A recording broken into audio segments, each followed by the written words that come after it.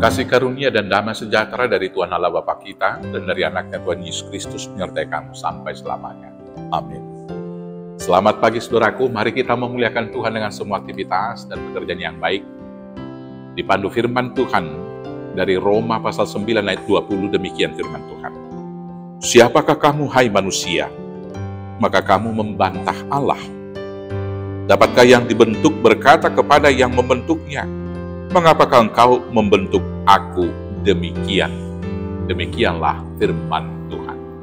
Bapak Ibu Saudaraku yang terkasih dalam Yesus Kristus, masuknya orang lain selain orang Yahudi menjadi anak-anak Abraham menurut iman dan panggilan, bagi kebanyakan orang Israel itu adalah tidak benar. Allah sudah salah di sana. Dan orang-orang Kristen pasti tidak akan bisa. Sebaliknya, orang-orang yang sudah percaya kepada Yesus Kristus menganggap bahwa orang-orang Yahudi yang menyalibkan Tuhan Yesus, bahkan orang-orang Yahudi generasi yang berikut yang tidak menerima Yesus, tentu mereka itu bukan anak Abraham dan tentu mereka tidak akan diterima dalam kerajaan Allah. Kesimpulan yang demikian, saudaraku, adalah kesimpulan manusia.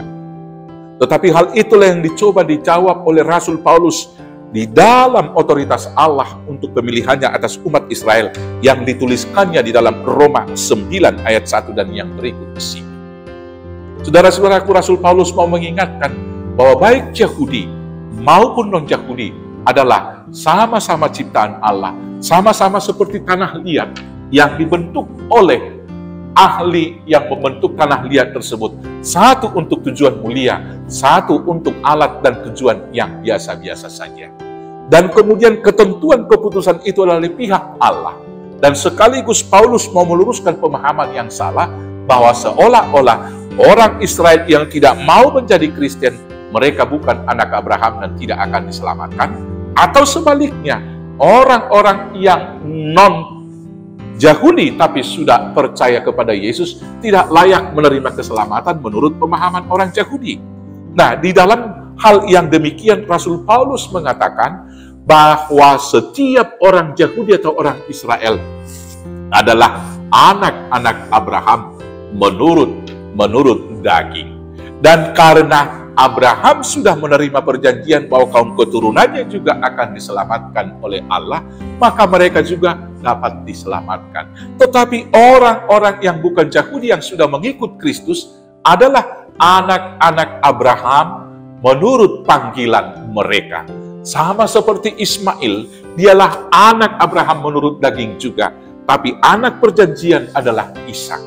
Nah, persoalannya, baik orang-orang Israel, kalau mereka kemudian mau mengikut dan percaya kepada Tuhan Yesus, mereka akan diselamatkan.